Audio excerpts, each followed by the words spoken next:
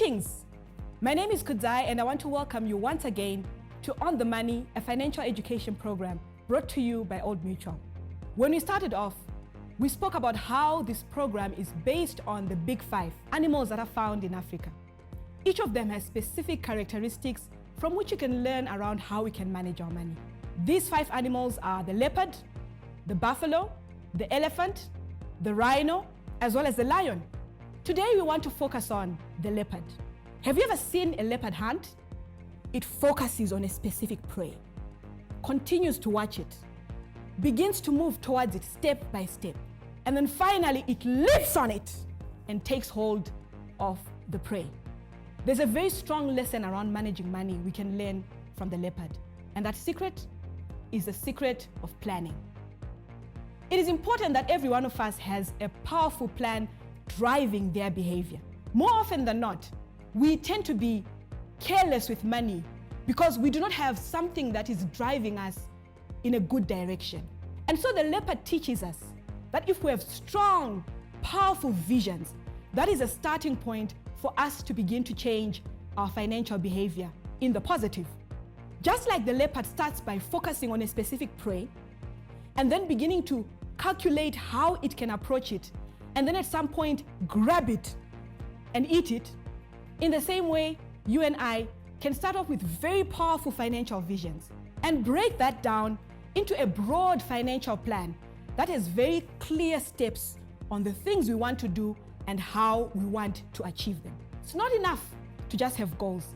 There must be a strategy to achieve it. And this is the secret of the leopard. In order for us to do well financially, we must start with the end in mind. Someone said, if you aim at nothing, you'll surely hit it.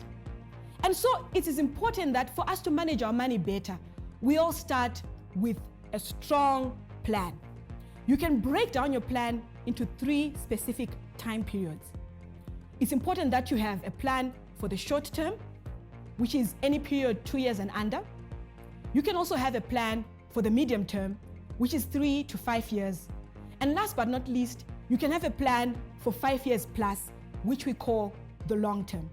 Once you have a financial plan in place for the short, the medium, and the long term, this can help you to manage money better. How so? Because that end goal, that powerful vision, will drive you not to begin to spend money in a careless way, not to begin to use money in any direction, but to plan how you manage your finances. Not only will having a plan help you to manage your money better, it will also inspire you to make more. Many times when you sit down and dream about things we want to have, things we want to experience, things we want to achieve, things we want to buy, all of those things come down to a money requirement. In line with the secret of the leopard, what you then need to do is to record clear short-term, medium-term, and long-term goals. For example, you could say in the short term, I want to go back to school. I want to get a diploma in line with the work I'm doing or the income I generate. And you write that down as a short-term goal and you put right beside it how much it may cost you. In the medium term, you may say to yourself, I'm tired of walking, tired of using public transport. I want to get a vehicle of my own, a starter vehicle. So you note down, I will buy a vehicle, and you put in the cost of the specific vehicle you desire. In the same vein, in the long term, you may say to yourself, I want to acquire a stand, or I want to buy some land, as well as a building. And you can note that down, note how much it may cost you, and you have yourself something that is clear that you can work towards and aspire to. This writing down gives you clarity of thought, gives you a powerful, compelling vision that will push you to do better when it comes to managing your money. In truth, it's not easy to manage money when we just save or plan without specifics. Often many things happen in life that can derail you from the path that you would want to take. But powerful visions will continue to remind you when it is painful, when it's not convenient, when it is very difficult, about the ultimate goal that you want to achieve. Here are the steps you can take to create your financial plan. The first and most important step is to know your goals. Be abundantly clear on the things that you want to achieve. Like we've said, you do this and you achieve this by writing them down. So step number 1 in developing your financial plan is know your goals. The second step is to research those goals. A long list is just that. It's a list of desires and wants. You want to make sure you sit down and begin to ask yourself, this specific goal that I want, if it's a phone or a handset I want to buy, which particular brand is it? How much does it cost? Does it have a good battery life? How much time will I spend with this phone before I need to buy another one? You want to make sure that you have all of the information you require at your fingertips so that when you make the spend or when you make the purchase, you are certain that you've used your money in a good way. So researching your goal, always very important so that it narrows down to a specific item, a specific experience with a specific cost.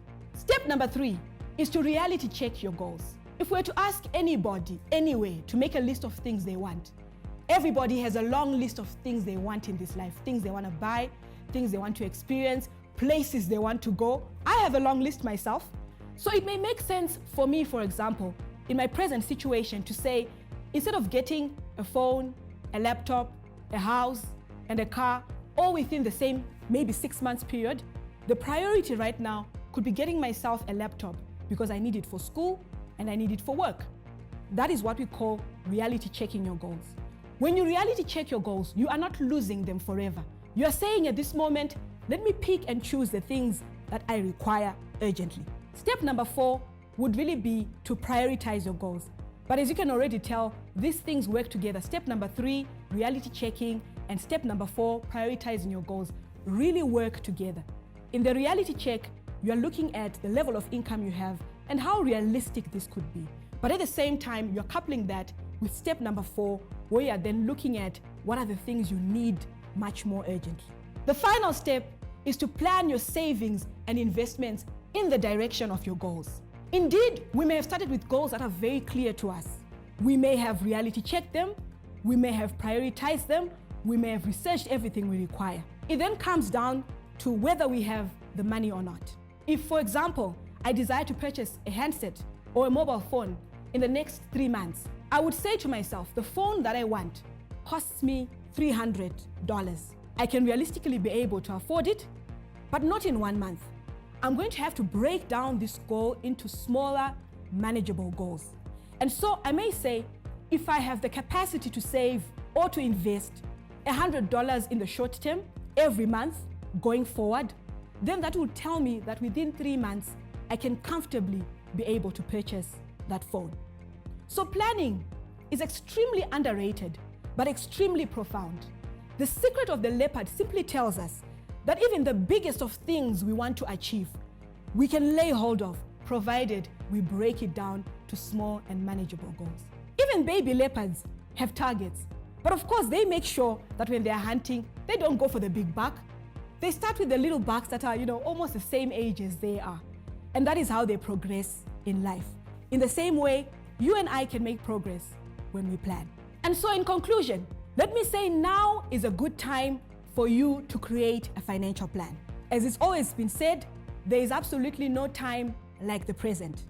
The beauty with personal finance is that it is never too late to do the right thing.